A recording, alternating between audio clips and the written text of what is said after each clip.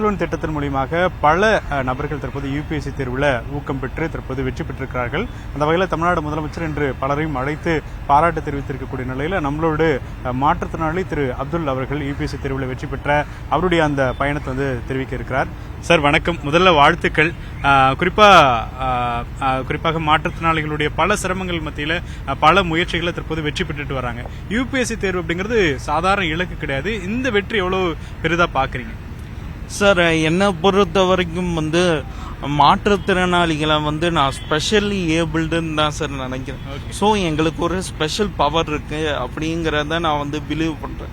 So எங்களாலையும் civil சர்வீஸை crack பண்ண முடியுங்கிறது என்னுடைய அடிப்படை கருத்து. அது மட்டும் இல்லாமல் நாங்கள் தான் இந்த சொசைட்டிக்கு கான்ட்ரிபியூட் பண்ணுறதுக்கு ரொம்ப எலிஜிபிளான ஒரு கேண்டிடேட்னு நினைக்கிறேன் சார்.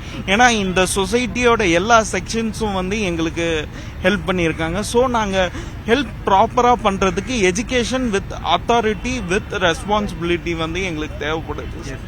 அதுக்கு இந்த நான் முதல்வன் திட்டம் எங்களுக்கு கொஞ்சம் பிசிக்கலாகவும் சரி ஃபினான்ஷியலாகவும் சரி ஹெல்ப்ஃபுல்லாக இருந்துச்சு சார். அதுபோக என்னோட அகாடமிஸும் எனக்கு ஹெல்ப் பண்ணியிருக்காங்க. என்னோடைய காலேஜ், என்னோட ஸ்கூல், என்னோடைய ஃப்ரெண்ட்ஸ் எல்லாருமே என்னுடைய இந்த ஜேர்னியில் பார்ட்டாக இருந்திருக்காங்க சார். இது என்னோட ஃபர்ஸ்ட் அட்டம்ப்ட்.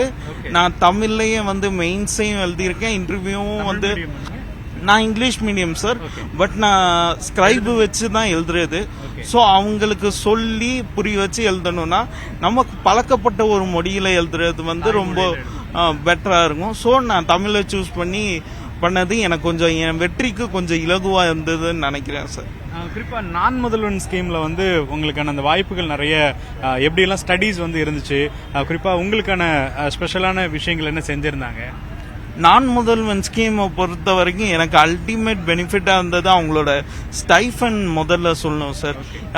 ஒன்ஸ் நான் ப்ரிலிம்ஸ் பாஸ் பண்ணதுக்கப்புறம் 25,000 கொடுத்தாங்க. அதுக்கப்புறம் மெயின்ஸ் பாஸ் பண்ணதுக்கப்புறம் என்னோட இன்டர்வியூ பர்பஸ்க்காக 50,000 கொடுத்தாங்க. அதுக்கப்புறம் நான் இங்கே ரெசிடென்ஷியல் ப்ரோக்ராமில் ஒரு 7 days தங்கியிருந்தேன். அதுக்கப்புறம் மார்க் இன்டர்வியூஸும் நம்ம நான் முதல்வன்ல கொடுத்திருந்தேன். இதெல்லாம் எனக்கு அங்கே இன்டர்வியூ போகும்போது ஒரு ஃபியர் ஃபேக்டரை கட் பண்ணுறதுக்கு ஹெல்ப்ஃபுல்லாக இருந்தது சார்.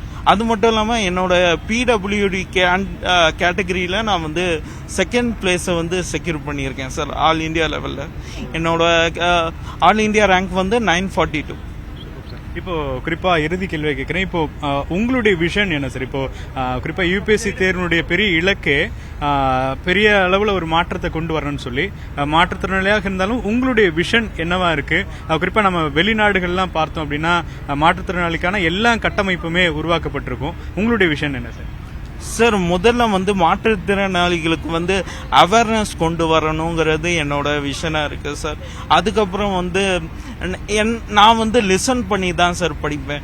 ஸோ என்ன மாதிரி இருக்கக்கூடியவங்களுக்கு யூபிஎஸ்சியில் இருக்கக்கூடிய அந்த மெட்டீரியல்ஸை அப்படியே ஆடியோவாக கன்வெர்ட் பண்ணாங்க அப்படின்னா விஷுவலி சேலஞ்சு இன்னும் பல கேட்டகரியில் இருக்கக்கூடிய மாற்றுத்திறனாளிகள் அதை வச்சு படித்து பயன் பெறலாம் சார். கற்றலினும் கேட்டல் சிறந்தது அப்படின்னு சொல்லுவாங்க.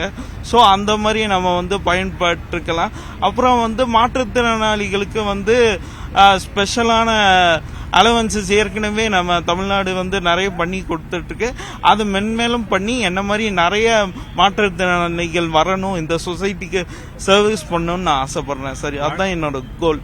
வாழ்த்துக்கள் சார், வாழ்த்துக்கள். தொடர்ச்சியாக பல்வேறு பணிகள் தற்பொழுது தமிழ்நாடு அரசு மேற்கொண்டாலும் கூட நான் முதல்வன் மூலியமாக செய்யக்கூடிய இந்த முயற்சி அப்படிங்கிறது அனைத்து தரப்பு மக்களுக்கும் ஒரு பெரிய மாற்றத்தை ஏற்படுத்தியிருக்கிறது. ஒளிப்பதிவாளர் பாரத்துடன் வேல்முருகன், நியூஸ் 18 தமிழ்நாடு.